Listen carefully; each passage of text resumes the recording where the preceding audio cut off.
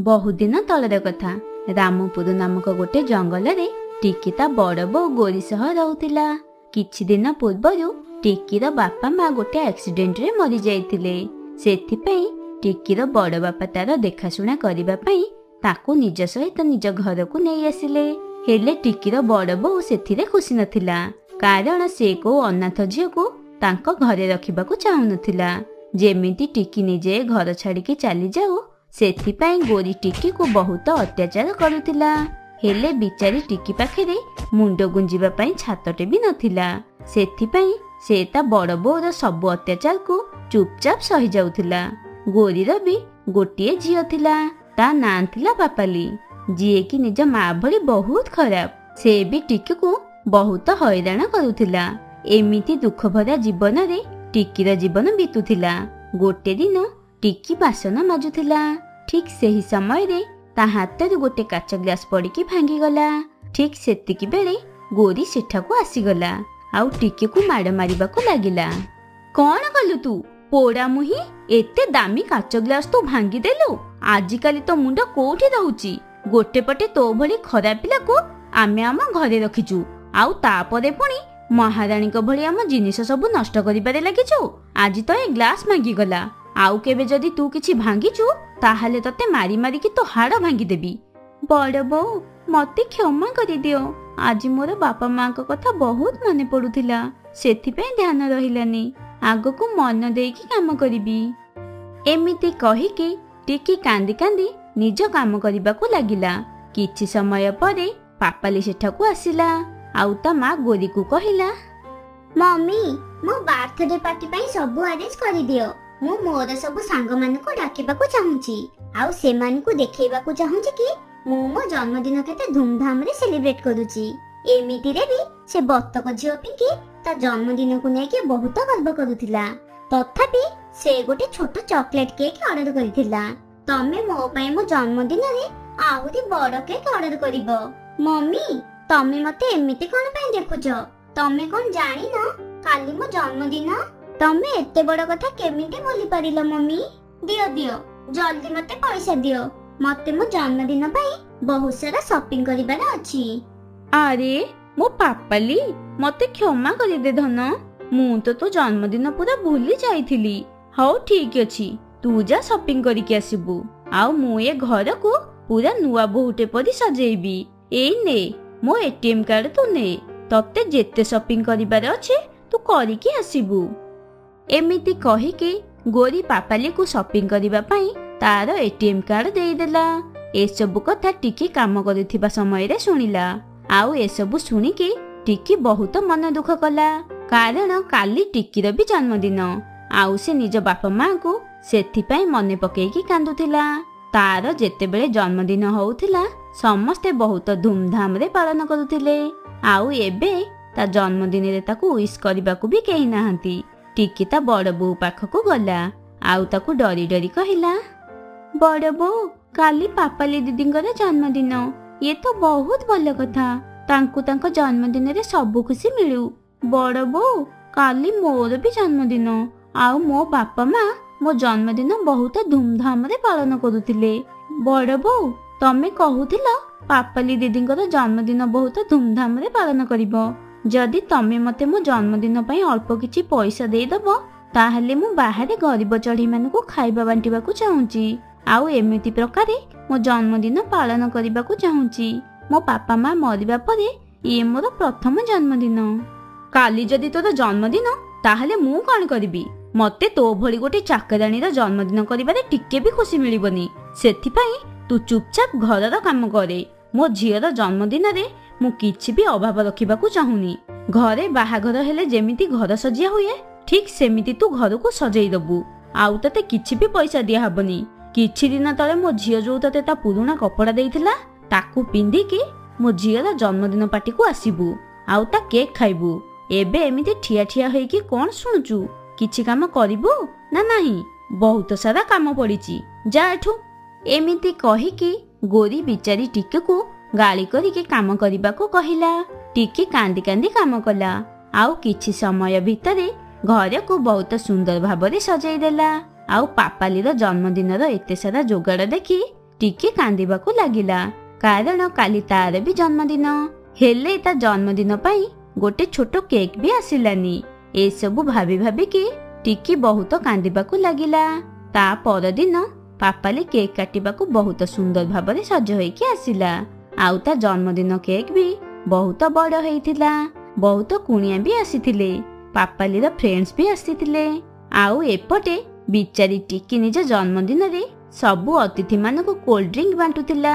ଠିକ୍ ସେତିକି ବେଳେ ଟିକି ହାତରୁ କୋଲ୍ଡ ଡ୍ରିଙ୍କ ପାପାଲିର ଗୋଟେ ଫ୍ରେଣ୍ଡ ଉପରେ ଢାଳି ହେଇଗଲା। ପାପାଲିର ସାଙ୍ଗ ଟିକିକୁ ବହୁତ ରାଗିକି କହିଲା, ଆରେ ତୁ କେମିତି କୋଲ୍ଡ ଡ୍ରିଙ୍କ ବାଣ୍ଟୁଛୁ? ମୋର ସବୁ ମେକଅପ୍ ପୁରା ଖରାପ କରିଦେଲୁ। ପାପାଲି, ତୁ ଏ କେମିତିକା ଚାକରାଣୀ ରଖିଛୁ? ଇଏ ମୋର ଏତେ ଦାମୀ ମେକଅପ୍ ପୁରା ଖରାପ କରିଦେଲା। ଏମିତି ଚାକରାଣୀକୁ ତ ଘରୁ ବାହାର କରିଦେବା ଦରକାର। ନିଜ ସାଙ୍ଗର ଏମିତି କଥା ଶୁଣିକି ପାପାଲି ବହୁତ ରାଗିଗଲା। ଆଉ ସେ ସମସ୍ତଙ୍କ ସାମ୍ନାରେ ଟିକିକୁ ବହୁତ ମାରିଲା। ଆଉ ତାକୁ କହିଲା, ତୁ ଜାଣି ଶୁଣି ଏମିତି କରିଛୁ ନା, ଯାହା ଫଳରେ ମୋ ବାର୍ଥଡେ ପାର୍ଟି ଖରାପ ହେଇଯିବ। ଆଜି ତୋର ବି ଜନ୍ମଦିନ, ଆଉ ମମି ତ ଜନ୍ମଦିନ ପାଳନ କଲେନି। ସେଥିପାଇଁ ତୁ ମୋ ଜନ୍ମଦିନ ପାର୍ଟି ଖରାପ କରିବାକୁ ଚାହୁଁଛୁ। ଚାଲି ଯାଠୁ, ତୋ ପାଇଁ ମୋର ବହୁତ ଇନସଲ୍ଟ ହେଲା। ମମି ଏ ଚାକେରାଣୀକୁ ଗୋଟେ ସପ୍ତାହ ପର୍ଯ୍ୟନ୍ତ ଖାଇବାକୁ ଦବନି। ଆଉ ୟା ଦ୍ୱାରା ଏତେ ସାରା କାମ କରେଇବ କି ସେତେବେଳେ ଯାଇକି ଜାଣିବ ମୋ ସହିତ ପଙ୍ଗା ନେଲେ କଣ ଦଣ୍ଡ ଭୋଗିବାକୁ ପଡିଥାଏ। ପାପାଲି ଦିଦି, ତମେ ଭୁଲ ବୁଝୁଛ ମତେ। ମୁଁ କୋଲ୍ଡ ଡ୍ରିଙ୍କ ଢାଳିନି। ତମ ସାଙ୍ଗମାନେ କଥାବାର୍ତ୍ତା ହଉଥିଲେ, ଆଉ ତାଙ୍କ ଧ୍ୟାନ ମୋ କୋଲ୍ଡ ଡ୍ରିଙ୍କ ଉପରେ ନଥିଲା, ଯାହା ଦ୍ୱାରା କୋଲ୍ଡ ଡ୍ରିଙ୍କ ଢାଳି ହେଇଗଲା। ମୋର କିଛି ବି ଭୁଲ ନାହିଁ ପାପାଲି ଦିଦି। ଆଉ ମୁଁ କେବେ ବି ଏମିତି ଚାହିଁବିନି କି ମୋ ପାଇଁ ତମର କିଛି ଅସୁବିଧା ହଉ। ହେଲେ ମୁଁ ତ ଏଇଟା ଚାହୁଁଛି କି ତମକୁ ତମ ଜନ୍ମଦିନରେ ତମକୁ ସବୁ ଖୁସି ମିଳୁ। ଏମିତି କହିକି ଟିକି କାନ୍ଦି କାନ୍ଦି ବାହାରକୁ ପଳେଇଗଲା। ଆଉ ଗୋଟେ ସୁନସାନ ଜାଗା ଦେଖିକି ବସି ପଡିଲା। ଆଉ ସେଠି ବସିକି ତା ବାପା ମାଙ୍କୁ ମନେ ପକେଇକି ବହୁତ କାନ୍ଦିଲା। ବାପା ମା, ତମେ ଏକୁଟିଆ ମତେ ଛାଡିକି କଣ ପାଇଁ ଚାଲିଗଲ? ମତେ ବି ଯଦି ତମ ସାଙ୍ଗରେ ନେଇଯାଇଥାନ୍ତ ତାହେଲେ କେତେ ଭଲ ହେଇଥାନ୍ତା। ମତେ ବଡ ବୋଉ ଆଉ ପାପାଲି ଦିଦିଙ୍କର ଏତେ ଅତ୍ୟାଚାର ସହିବାକୁ ପଡିନଥାନ୍ତା। ବାପା ବୋଉ, ତମେ ତ ସବୁ ଦେଖୁଥିବ। ମୁଁ ଜାଣି ଶୁଣିକି କିଛି ବି କରିନି। ତାପରେ ବି ବଡ ବୋଉ ଆଉ ପାପାଲି ଦିଦିଙ୍କୁ ଲାଗୁଛି କି ଏସବୁ ମୁଁ ଜାଣି ଶୁଣି କରିଛି। ବାପା ବୋଉ, ଆଜି ମୋର ଜନ୍ମଦିନ, ହେଲେ ମୁଁ ଖୁସିରେ ଖୁସିରେ ଘରର ସବୁ କାମ କରୁଥିଲି। ମୁଁ ସେମାନଙ୍କ ବିଷୟରେ କେବେ ବି ଖରାପ ଭାବିନି। ବାପା ବୋଉ, ମୁଁ ତମ ପାଖକୁ ଯିବାକୁ ଚାହୁଁଛି। ମୁଁ ଆଉ ସହିପାରୁନି, ମତେ ତମ ପାଖକୁ ନେଇଯାଅ। ଏମିତି କହିକି ଟିକି ବହୁତ କାନ୍ଦୁଥିଲା। ଠିକ୍ ସେହି ସମୟରେ ଟିକିକୁ କିଏ ଗୋଟେ ଡାକୁଥିବାର ଶୁଭିଲା। ଏଠି କିଏ ଅଛ? ମତେ ବଞ୍ଚାଅ, ଏ ଡାହାଣୀଠୁ ମତେ ବଞ୍ଚାଅ। ଏ ଡାହାଣୀ ମତେ ମାରିଦବ। ଦୟାକରି କିଏ ମୋ ଜୀବନ ବଞ୍ଚାଅ। ଏଠି କିଏ ଅଛ? ଟିକି ଏସବୁ ଶୁଣିକି ସେ ଶବ୍ଦକୁ ପିଛା କରି କରି ଗଲା। ଆଉ ଦେଖିଲା ଗୋଟେ ଡାହାଣୀ ଗୋଟେ ସୁନ୍ଦର ପରୀକୁ ଗଛରେ ଓଲଟା ଓହଳେଇଥିଲା। ଆଉ ସେ ତାକୁ ଜୀବନରୁ ମାରିବାକୁ ଯାଉଥିଲା। ଠିକ୍ ସେତିକି ବେଳେ ଟିକି ଗୋଟେ ବାଡ଼ି ନେଇକି ଗଲା। ଆଉ ଡାହାଣୀର ପଛପଟରୁ ତାକୁ ବାଡ଼େଇ ଦେଲା। ଯେତେବେଳେ ସେ ଡାହାଣୀ ବେହୋସ ହେଇଗଲା, ସେତେବେଳେ ପରୀ ଟିକିକୁ କହିଲା, ମୋ ନାଁ ସୋନ ପରୀ। ଆଉ ଏ ଡାହାଣୀ ମତେ ଜୀବନରୁ ମାରିକି ଏ ପୃଥିବୀରେ ରାଜ କରିବାକୁ ଚାହେଁ। ତମେ ତ ୟାକୁ ଏବେ ବେହୋସ କରିଦେଲ। ହେଲେ ଯେମିତି ହିଁ ତାର ହୋସ ଆସିବ, ସେତେବେଳେ ଇଏ ତମକୁ ଆଉ ମତେ ଦୁଇ ଜଣଙ୍କୁ ଜୀବନରୁ ମାରିଦବ। ହେଲେ ମୁଁ କିଛି ବି କରିପାରିବିନି, କାରଣ ଏଇ ଡାହାଣୀ ମୋର ସବୁ ଶକ୍ତିକୁ ଯାଦୁର ସୁନା କେକ୍ ଘରେ ରଖିଛି। ଯଦି ତମେ ଡାହାଣୀର ଗୁମ୍ଫାରୁ ସୁନା ଆଉ ରୂପାର ଦୁଇ ଯାଦୁ କେକ୍ ନେଇକି ଆସିବ, ତାହେଲେ ଆମେ ଏ ଡାହାଣୀକୁ ମାରିପାରିବା, ଆଉ ମୋ ଜୀବନ ବି ବଞ୍ଚିଯିବ। ଯାଦୁର ସୁନା ଆଉ ରୂପା କେକ୍, ସେଥିରେ କଣ ହବ? ଆଜି ମୋ ଜନ୍ମଦିନ। ଯଦି ମୁଁ ଯାଦୁର ସୁନା ଘରେ ମୋ ଜନ୍ମଦିନ ପାଳନ କରିବି, ତାହେଲେ ଆମେ ଏ ଡାହାଣୀକୁ ସବୁଦିନ ପାଇଁ ମାରିପାରିବା। ହେଲେ 12ଟା ପୂର୍ବରୁ ତମକୁ ଯାଦୁର ସୁନା ଆଉ ରୂପା କେକ୍ ଘରେ ଆଣିବାକୁ ପଡିବ। ଟିକି ସେ ପରୀକୁ ସାହାଯ୍ୟ କଲା। ଆଉ ସେ ଡାହାଣୀର ଗୁମ୍ଫାରେ ପଶିଗଲା। ଟିକି ସେ ଗୁମ୍ଫା ଭିତରେ ବହୁତ ସାରା ସୁନା ଆଉ ହୀରା ଦେଖିଲା। ହେଲେ ଟିକି ସେ ସବୁକୁ ଆଖି ଉଠେଇକି ବି ଦେଖିଲାନି। ଆଉ 12ଟା ବାଜିବା ପୂର୍ବରୁ ଟିକି ଯାଦୁର ସୁନା ଆଉ ରୂପା କେକ୍ ଘର ନେଇକି ଆସିଲା। ତାପରେ ପରୀ ଟିକିକୁ କହିଲା, ଟିକି ତମେ ବହୁତ ଭଲ। ଗୁମ୍ଫା ଭିତରେ ତମେ ବହୁତ ଧନ ଦୌଲତ ଦେଖିଥିବ, ହେଲେ ତମେ ସେ ସବୁକୁ ଦେଖିକି ଟିକେ ବି ଲୋଭ କଲନି। ଆଉ ସମୟ ହେବା ପୂର୍ବରୁ ଯାଦୁର ସୁନା ଆଉ ରୂପାର କେକ୍ ଘର ନେଇକି ଆସିଲ। ଟିକି, ତମେ ଆସ ମୋ ସହିତ। ଆମେ ଦୁହେଁ ମିଶି ଆମ ଜନ୍ମଦିନ ପାଳନ କରିବା। ମୁଁ ମୋ ଯାଦୁର ଶକ୍ତି ଦ୍ୱାରା ଜାଣିପାରିଛି ଯେ ଆଜି ତମର ବି ଜନ୍ମଦିନ। ପରୀର କଥା ଶୁଣିକି ଟିକି ବହୁତ ଖୁସି ହେଇଗଲା, ଆଉ ତା ସହିତ ଯାଦୁର ସୁନା କେକ୍ ଘରକୁ ଚାଲିଗଲା। ସେଠିକି ଯାଇ ପରୀ ଆଉ ଟିକି ସେମାନଙ୍କ ଜନ୍ମଦିନ ବହୁତ ଧୁମଧାମରେ ପାଳନ କଲେ। ଜନ୍ମଦିନ ପାଳନ କରିବା ପରେ ସେ ଡାହାଣୀ ଜଳି ଜଳିକି ମରିଗଲା, ଯାହାଦ୍ୱାରା ଡାହାଣୀ ସବୁଦିନ ପାଇଁ ନଷ୍ଟ ହେଇଗଲା। ଆଉ ସେ ପରୀ ଯାଦୁର ରୂପା କେକ୍କୁ ଟିକିକୁ ଦେଇଦେଲା। ପରୀ, ତମେ ମୋ ଜନ୍ମଦିନରେ ମତେ ବହୁତ ଭଲ ଉପହାର ଦେଇଛ। ଏବେ ମୁଁ ଆଉ ମୋ ବଡ଼ ବୋଉଙ୍କ ଘରକୁ ଯିବିନି। ମତେ ଆଉ ତାଙ୍କର ଅତ୍ୟାଚାର ସହିବାକୁ ପଡ଼ିବନି। ଏବେ ମୁଁ ଏ ଯାଦୁର କେକ୍ ଘରେ ରହିବି, ଆଉ ସେଥିରେ ଥିବା ଧନ ଦୌଲତ ସବୁ ନେଇ ଗରିବ ଆଉ ଭିକାରୀ ଚଢ଼େଇମାନଙ୍କୁ ସାହାଯ୍ୟ କରିବି। ଟିକି ପରୀକୁ ଧନ୍ୟବାଦ ଜଣେଇଲା, ଆଉ ପରୀ ଯାଦୁର ସୁନା କେକ୍ ଘରକୁ ନେଇକି ଯାଦୁ ଲୋକକୁ ଚାଲିଗଲା। ଏମିତି ସମୟ ବିତିବାକୁ ଲାଗିଲା। ଏବେ ଟିକି ସେ ଯାଦୁର ରୂପା ଘରର ଧନ ସବୁକୁ ଗରିବ ଆଉ ଅନାଥ ଚଢ଼େଇମାନଙ୍କୁ ବାଣ୍ଟିଦେଲା। ଆଉ ଗୋଟେ ଦିନ ପାପାଲି ଜାଣିବାକୁ ପାଇଲା ଯେ ଟିକି ପାଖରେ ଯାଦୁର ରୂପା କେକ୍ ଘର ଅଛି। ସେତେବେଳେ ସେ ତା ମାମାକୁ କହିଲା, ମମି ମମି, ତମେ ଏକଥା ଭାବିକି ଖୁସି ହଉଥିଲ କି ମୋ ଜନ୍ମଦିନରେ ସେ ଟିକି ଘର ଛାଡିକି ଚାଲିଗଲା, ହେଲେ ସେ ଟିକି ଗରିବ ଆଉ ଅନାଥ ଚଢ଼େଇ ମାନଙ୍କୁ ରୂପାର ପଇସା ବାଣ୍ଟୁଛି। ତା ପାଖରେ ଯାଦୁର ରୂପା କେକ୍ ଘର ଅଛି, ଯାହା ଦ୍ୱାରା ସେ ସବୁ ଚଢ଼େଇ ମାନଙ୍କୁ ସାହାଯ୍ୟ କରୁଛି। ଆଚ୍ଛା, ତାହେଲେ ଏମିତି କଥା ନା? ତାହେଲେ ଆଉ ଡେରି କଣ ପାଇଁ କରୁଛୁ? ଚାଲ ସେ ଟିକିକୁ ରାସ୍ତା କଡ଼କୁ ଆଣିବା, ଆଉ ଆମେ ତାର ସେ ଯାଦୁର ରୂପା କେକ୍ ଘରୁ ସବୁ ଧନ ଦୌଲତ ଚୋରି କରିକି ଆଣିଦବା। ଆଉ ତାପରେ ତା ଯାଦୁର ରୂପା କେକ୍ ଘରକୁ ଜଳେଇଦବା। ନା ରହିବ ବାଉଁଶ, ନା ବାଜିବ ବଇଁଶୀ। ଏମିତି ଭାବିକି ସେ ମା ଝିଅ ଦୁହେଁ ଯାଦୁର ରୂପା କେକ୍ ଘରକୁ ଚୋରେଇବା ପାଇଁ ପ୍ଲାନ୍ କଲେ। ଆଉ ଯୋଉଦିନ ଟିକି ଯାଦୁର ରୂପାର କେକ୍ ଘରେ ନଥିଲା, ସେଦିନ ସେ ମା ଝିଅ ସେ ଘର ଭିତରକୁ ଚାଲିଗଲେ। ଆଉ ସେ ଘର ଭିତରେ ଏତେ ସାରା ଧନ ଦୌଲତ ଦେଖିକି ବହୁତ ଆଶ୍ଚର୍ଯ୍ୟ ହୋଇଗଲେ। ଆଉ ଯେମିତି ହିଁ ସେମାନେ ସବୁ ଧନ ଦୌଲତକୁ ଧରିଛନ୍ତି, ଠିକ୍ ସେତିକି ବେଳେ ସେଠାକୁ ବହୁତ ସାରା ସାପ ଆଉ ବିଛା ଆସିଗଲେ, ଆଉ ମା ଝିଅ ଦୁଇ ଜଣଙ୍କୁ ମାରିଦେଲେ। ଆଉ ସେମାନେ ସେଇଠାରେ ହିଁ ମରିଗଲେ। ସେମାନଙ୍କୁ ସେମାନଙ୍କର ଲୋଭ ଆଉ ଖରାପ ବ୍ୟବହାର ସଜା ମିଳିଗଲା। ଆଉ ଟିକିର ଭଲ ଗୁଣ ଯୋଗୁଁ ତା ପାଖରେ ଯାହା ବି ଥିଲା ସେ ସେଥିରେ ବହୁତ ଖୁସିରେ ରହିଥିଲା। ଟିକି ଚଢ଼େଇର 4ଟି ଛୋଟ ଛୋଟ ଛୁଆ ଥିଲେ। ଆଉ ଗୋଟେ ଦୁର୍ଘଟଣାରେ ତା ସ୍ୱାମୀ ଅନ୍ଧ ହୋଇଯାଇଥିଲା।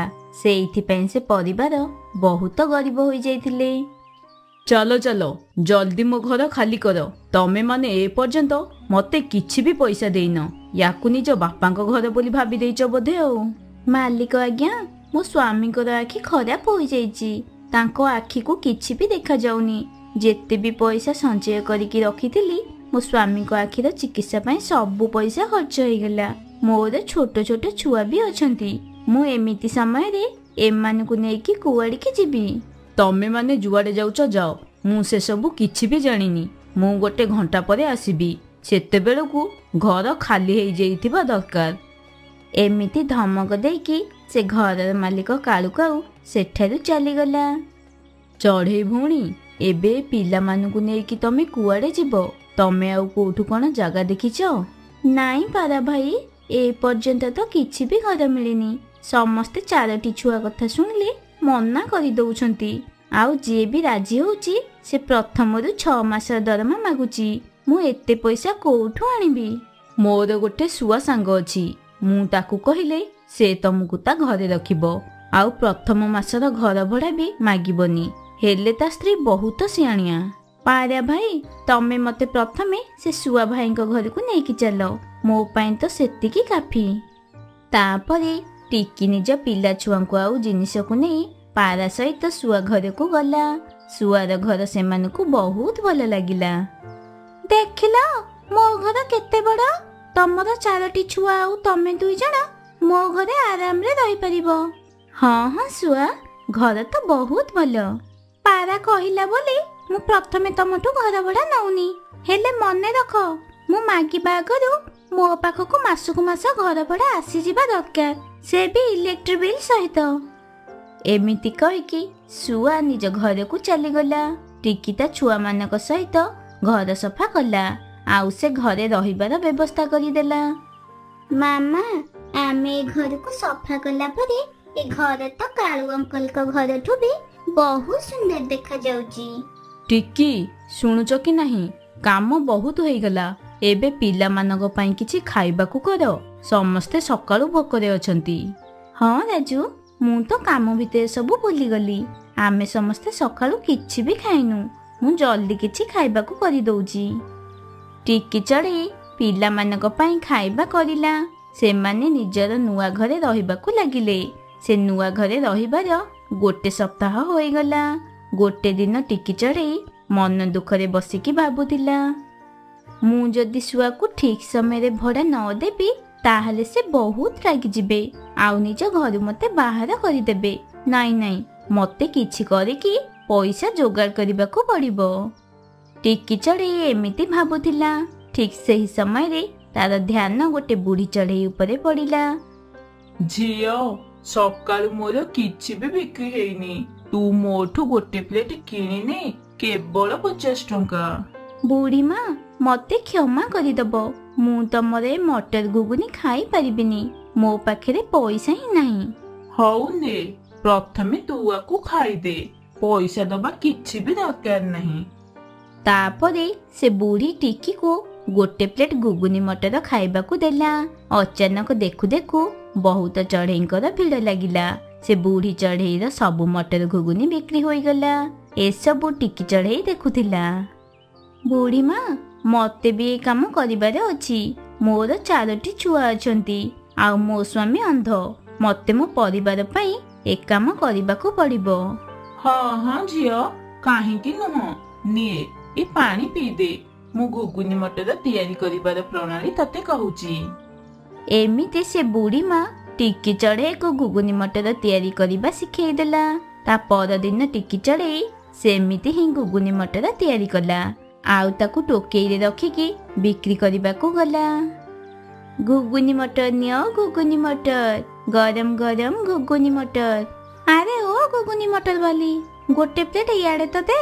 ଦେଖିବାକୁ ତ ବହୁତ ସ୍ୱାଦିଷ୍ଟ ଲାଗୁଛି। ମୋତେ ଗୋଟେ ପ୍ଲେଟ ଦେ। ଟିକି ଚଢ଼େଇ ତାକୁ ଗୋଟେ ପ୍ଲେଟ ଘୁଗୁନି ମଟର ଦେଲା। ସେ ପଇସା ଦେଇକି ସେଠାରୁ ଚାଲିଗଲା। ଏବେ ଟିକି ଚଢ଼େଇ ତା ଘୁଗୁନି ମଟର ଟୋକେଇକୁ ସେଇ ଜାଗାରେ ସବୁଦିନ ନେଇ ବିକ୍ରି କରୁଥିଲା। ସେଥିରେ ଟିକି ଚଢ଼େଇର କିଛି କିଛି ପଇସା ରୋଜଗାର ହେଇଯାଉଥିଲା। ଟିକି, ଆଉ 3 ଦିନ ପରେ ଏ ଘରେ ରହିବାର 1 ମାସ ପୁରା ହେଇଯିବ। ଘର ଭଡ଼ା ସଞ୍ଚୟ କରିକି ରଖିଛ କି ନାହିଁ? ରାଜୁ, ତମେ ଚିନ୍ତା କରନି। ମୁଁ ଏବେ କିଛି କିଛି ଇନକମ୍ କରିକି ଟୋଟାଲି 500 ଟଙ୍କା ରଖିଛି। ହେଲେ 1 ମାସର ଭଡ଼ା ତ 1000 ଟଙ୍କା, ଆଉ 200 ଟଙ୍କା ଇଲେକ୍ଟ୍ରି ବିଲ୍ ପାଇଁ। ଏବେ ଆଉ 3 ଦିନ ବାକି ଅଛି। ମୁଁ କିଛି ନା କିଛି କରିକି ସବୁ ପଇସା ଜମା କରିଦେବି। ତମେ ଜମା ବି ଚିନ୍ତା କରନି। ଏମିତି ଟିକି ଚଢ଼େଇ ନିଜେ ସବୁଦିନ ଭଳି ଘୁଗୁନି ମଟର ଟୋକେଇ ନେଇକି ବାହାରକୁ ବିକ୍ରି କରିବାକୁ ଗଲା। ସେ ଯିବା ମାତ୍ରେ ଗ୍ରାହକଙ୍କର ଲମ୍ବା ଧାଡ଼ି ଲାଗିଥିଲା। ସେ ଜଲ୍ଦି ଜଲ୍ଦି ସମସ୍ତଙ୍କ ପାଇଁ ଘୁଗୁନି ମଟର ପ୍ରସ୍ତୁତ କଲା। ଅଚାନକ ପାଗ ବଦଳିଗଲା, ଆଉ ଜୋରରେ ବର୍ଷା ହେବାକୁ ଲାଗିଲା। ସବୁ ଚଢ଼େଇମାନେ ନିଜ ନିଜ ଘରକୁ ଚାଲିଗଲେ। ଏ ବର୍ଷାକୁ ଏବେ ହିଁ ଆସିବାର ଥିଲା। ସବୁ ଗ୍ରାହକ ତ ଚାଲିଗଲେ। ମୋତେ ବି ଘରକୁ ଯିବାକୁ ପଡ଼ିବ, ନହେଲେ ମୋ ଘୁଗୁନି ମଟର ପାଣିରେ ଓଦା ହୋଇଯିବ। ଟିକି ଚଢ଼େଇ ବର୍ଷାରେ ନିଜ ଘରକୁ ଚାଲିଗଲା। ଦିନ ସାରା ବର୍ଷା ହେବାକୁ ଲାଗିଲା, ଆଉ ଚଢ଼େଇର ଘୁଗୁନି ମଟର ବିକ୍ରି ହେଇପାରିଲାନି। ମାମା ମାମା, ଆଜି ତ କିଛି ବି ବିକ୍ରି ହେଇନି। ହଁ ପିଲାମାନେ, ଏବେ ତ ମୁଁ ଠେଲା ଲଗେଇକି ବସିଥିଲି, ଆଉ ଠିକ୍ ସେହି ସମୟରେ ବର୍ଷା ହେଲା। ମାମା, ଯଦି କାଲି ବି ଏମିତି ବର୍ଷା ହେଲା ତାହେଲେ କାଲି ବି ତମେ ଘୁଗୁନି ମଟର ବିକ୍ରି କରିବାକୁ ଯିବନି? ଏମିତି କହନି। ଭଗବାନ କରନ୍ତୁ କି କାଲି ପାଗ ଭଲ ହଉ, ମୁଁ ଘୁଗୁନି ମଟର ବିକ୍ରି କରିବାକୁ ଯିବି। ଏମିତି କଥା ହେଇ ହେଇ ସେମାନେ ସମସ୍ତେ ଶୋଇପଡ଼ିଲେ। ତା ପରଦିନ ସକାଳେ ସେମିତି ହିଁ ବର୍ଷା ହେଉଥିଲା। ମାମା ମାମା, ଶୁଆ ଅଙ୍କଲ କାଲି କହୁଥିଲେ ଏ ବର୍ଷା 1 ସପ୍ତାହ ପର୍ଯ୍ୟନ୍ତ ଏମିତି ହିଁ ହବ। 1 ସପ୍ତାହ? ଇଏ ତ ବହୁତ ଦିନ ହେଇଯିବ। ଏଥିରେ ତ ଯେତେ ପଇସା ସଞ୍ଚୟ କରିଛି ସେସବୁ ପଇସା ଖର୍ଚ୍ଚରେ ଲାଗିଯିବ। ମତେ ଯେମିତି ସେମିତି କରିକି ଘୁଗୁନି ମଟରକୁ ବିକ୍ରି କରିବାକୁ ପଡ଼ିବ। ଟିକି ଚଢ଼େଇ ବ୍ୟସ୍ତ ହୋଇକି ଘରୁ ବାହାରକୁ ଯିବାକୁ ବାହାରିଲା।